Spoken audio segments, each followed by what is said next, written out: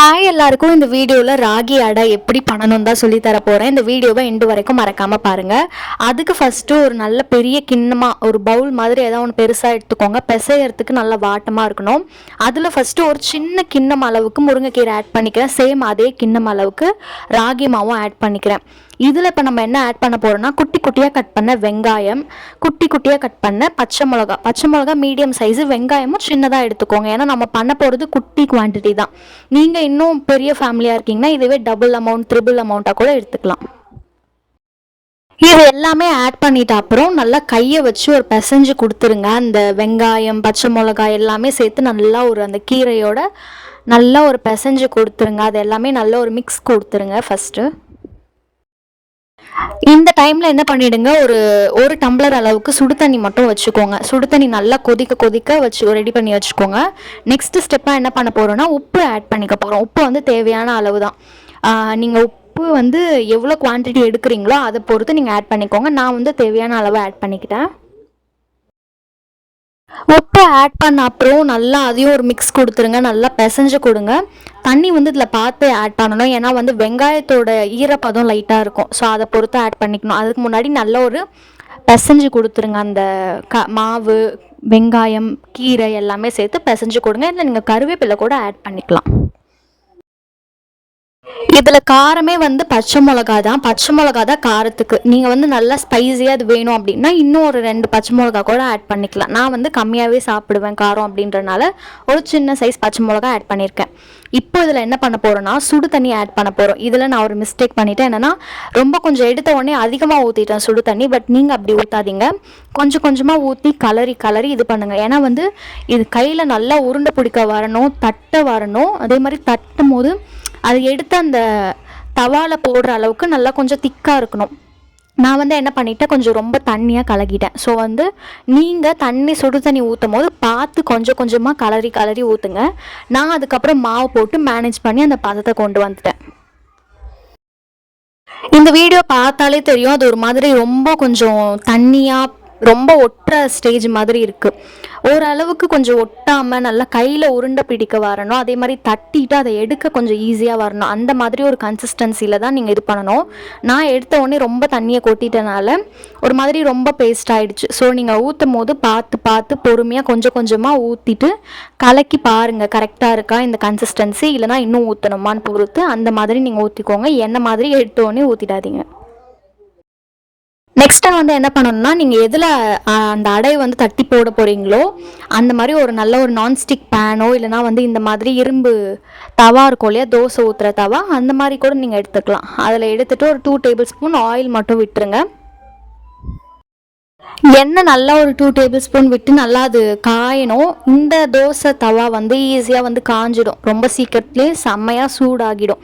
So அதனால் இந்த மாதிரி தவாலாம் யூஸ் பண்ணுறீங்கன்னா ஸ்லோலே வச்சு யூஸ் பண்ணுங்கள். ஏன்னா அது சீக்கிரம் ரொம்ப இதுவாகிடுச்சுன்னா மாவு தட்டி போடும் போது ரொம்ப ஹீட் ஆகி தீயறதுக்கோட சான்சஸ் இருக்குது. இது வந்து நம்ம ஸ்லோலே வச்சு தான் ஃபுல் குக் பண்ண போகிறோம். ஏன்னா வந்து உள்ளெல்லாம் நல்லாவே குக் ஆகணும். வெறும் சுடு தண்ணியில் மட்டும்தான் அதை நம்ம ஊற்றிருக்கோம். ஸோ அதனால் இந்த உள்ளெல்லாம் வந்து ரொம்ப நல்லா குக் ஆகணும். அதுக்காக வந்து நீங்கள் ரொம்ப ஸ்லோலே வச்சு தான் அது ஃபுல்லாமே நீங்கள் பண்ணணும். ஸ்லோலே வச்சு 2 சைடு திருப்பி போட்டு குக் பண்ணுறது தான் இதோட மேட்டரே. அவ்வளோதான். இப்போ வந்து எப்படி திரட்டுறதுன்னு நான் காட்டுறேன். ஒரு வாழை இலை எடுத்துக்கிட்டு உங்ககிட்ட வாழை இலை இல்லை அப்படின்னா இந்த துணியில் கூட நீங்கள் தட்டலாம். துணியில் கொஞ்சம் ஈரமாக ஆக்கிட்டு நீங்கள் இட்லிக்கெலாம் அந்த காடா துணின்னுவாங்க இல்லையா, அந்த மாதிரி துணி இல்லைனா வந்து பால் பாக்கெட்டோட கவரு அதில் கூட நீங்கள் தட்டிக்கலாம். நான் வந்து கொஞ்சம் குட்டியாக தான் தட்டினேன். ஏன்னா வந்து எடுத்து போட முடியாது அப்படின்றதுக்காக கொஞ்சம் குட்டியாக தட்டினேன். நீங்கள் வந்து நல்லா பெருசாக இதை வாழையில் அப்படி வச்சுருக்கீங்கன்னா, எடுத்து போடுற மாதிரி வசதி இருக்குன்னா நீங்கள் நல்லா கொஞ்சம் பெருசாகவே தட்டிக்கலாம். அப்படி தடியாக தட்டிட்டு அந்த எண்ணெயில் போட்டுட்டிங்க அப்படின்னா அந்த தவாலே வச்சு நீங்கள் கொஞ்சம் தட்டி கொடுக்கலாம். அது தட்டும் போது ஈஸியாகிடும். நான் இங்கே வந்து ஸ்பூன் வச்சு தட்டலான்னு பார்த்தேன், பட் அது பிஞ்சிட்டு வந்தது. அதனால் தவாலே லைட்டாக தட்டி கொடுத்தேன். எனக்கு என்னென்னா, அந்த நான் வச்சுருக்க தவா வந்து சீக்கிரத்தில் சூடாயிட்டனால எண்ணெய்லாம் ரொம்ப கொதிக்குது. ஸோ அதனால் என்னால் தட்ட முடியல. நீங்கள் கொஞ்சம் ஸ்லோவாகவே வச்சுருந்தீங்க அப்படின்னா நீங்கள் தவாலே தட்டலாம். அவ்வளோதான். இப்போ நான் திருப்பி போட்டுட்டேன். இந்த மாதிரி 2 சைடும் திருப்பி போட்டு அதை ப்ரெஸ் பண்ணி கொடுத்து கரண்டியை வச்சு குக் பண்ணி எடுத்துருங்க. அது ஈஸியாகவே குக் ஆகிடும். ஒரு 7 to 8 மினிட்ஸ்லேயே நீங்கள் எடுத்துடலாம். ஒரு இது போடும் போது 2 சைடுமே நல்லா ப்ரெஸ் பண்ணி கொடுத்து திருப்பி திருப்பி போட்டு அந்த மாதிரி இந்த அடையை நீங்கள் இது பண்ணிடணும். இதை குக் பண்ணும்போது ஃபாஸ்ட்டாக மட்டும் வச்சு குக் பண்ணிடாதீங்க. ஃபாஸ்ட்டாக வச்சிங்கன்னா தீஞ்சிடும், உள்ளே வேகாமல் ஒரு மாதிரி மாவு பச்சையாக இருக்கும். அதனால் ஃபுல் ஸ்லோலே வச்சு பொறுமையாக குக் பண்ணி எடுங்க. ரொம்ப சூப்பராக அதுவே முருகலாக வரும். எக்ஸ்ட்ராவாக எண்ணெய் வேணும், எண்ணெய் பத்தலை, ஒரு மாதிரி ட்ரையாக குக் ஆகுது அப்படின்னா ஒரு டேபிள் ஸ்பூன் எக்ஸ்ட்ரா எண்ணெய் ஊற்றிக்கோங்க. நம்ம ஸ்டார்டிங்கே 2 டேபிள் ஸ்பூன் ஊற்றிருப்போம். அது மீறியும் மேலே சும்மா ஒரு டேபிள் ஸ்பூன் ஊற்றி கொடுங்க.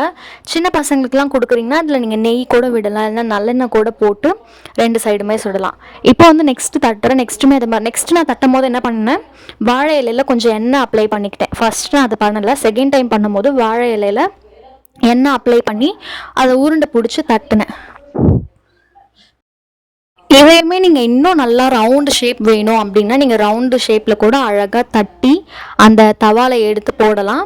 போடுறதுக்கு முன்னாடி தவாலை 2 ஸ்பூன் எண்ணெய் ஊற்றிட்டு போடுங்க. இல்லைனா அப்படி எண்ணெய் ஊற்ற மறந்துட்டிங்க அப்படின்னா நீங்கள் இந்த அடையை போட்ட அப்புறம் கூட எண்ணெய் ஊற்றிக்கலாம். நான் அப்படி தான் பண்ணேன், அடையை போட்ட அப்புறம் எண்ணெய் சுற்றி ஊற்றி விட்டேன். அதே மாதிரி கூட நீங்கள் பண்ணலாம். எதையுமே வந்து 2 சைடு திருப்பி போட்டு போட்டு போட்டு ஸ்லோ ஃப்ளேம்லேயே தான் இருக்கணும். ஹை ஃப்ளேம் ஏற்றிடாதீங்க, மீடியம் ஃப்ளேம் கூட வைக்காதீங்க. ஸ்லோ ஃப்ளேம்லேயே வச்சாதான் அது நல்லா உள்ளெல்லாம் படர்ந்து வேகும். ஸ்லோ ஃப்ளேம்லேயே வச்சு 2 சைடும் திருப்பி போட்டு அந்த கரண்டியை வச்சு ப்ரெஸ் பண்ணி கொடுத்து நல்லா வெந்துடும். அதிலே வெந்துடும். ஒரு 7 to 8 minutes மட்டும் இந்த மாதிரி திருப்பி திருப்பி போட்டு குக் பண்ணிவிடுங்க. அவ்வளோதான், நம்மளோட ராகி அடை சூப்பராக ரெடி ஆகிடுச்சு. இது வந்து கிட்ஸுக்கெல்லாம் நீங்கள் சூப்பராக பண்ணி கொடுக்கலாம். இது ஒரு ஹெல்த்தியான ஒரு ஸ்நாக்ஸுன்னு கூட சொல்லலாம். ரொம்ப ஹெல்த்தியான ஸ்நாக்ஸு. இதை வந்து நீங்கள் பெருசாக போடலன்னா ஒரு சர்க்கிள் ஷேப், ட்ரையாங்கிள் ஷேப் அந்த மாதிரி கிட்ஸ்க்கு பண்ணி கொடுத்தீங்கன்னா அவங்க ரொம்ப சூப்பராக என்ஜாய் பண்ணி சாப்பிடுவாங்க. இந்த ரெசிபி கண்டிப்பாக நீங்கள் ட்ரை பண்ணி பாருங்கள். ரொம்பவே சாஃப்டாக வந்திருந்தது. நீங்கள் இது ட்ரை பண்ணிவிட்டு கமெண்ட்டில் வந்து எப்படி வந்திருக்குன்னு மறக்காமல் சொல்லுங்கள். இந்த வீடியோ பிடிச்சிருந்தா சப்ஸ்கிரைப் பண்ணி சப்போர்ட் பண்ணுங்கள். அவ்வளோதான், ரொம்பவே சாஃப்டாக வந்திருக்கு. இதை நீங்கள் ட்ரை பண்ணிவிட்டு எப்படி வந்திருக்குன்னு சொல்லுங்கள். இந்த வீடியோ பிடிச்சிருந்தா ஷேர் பண்ணி லைக்கும் பண்ணிவிடுங்க.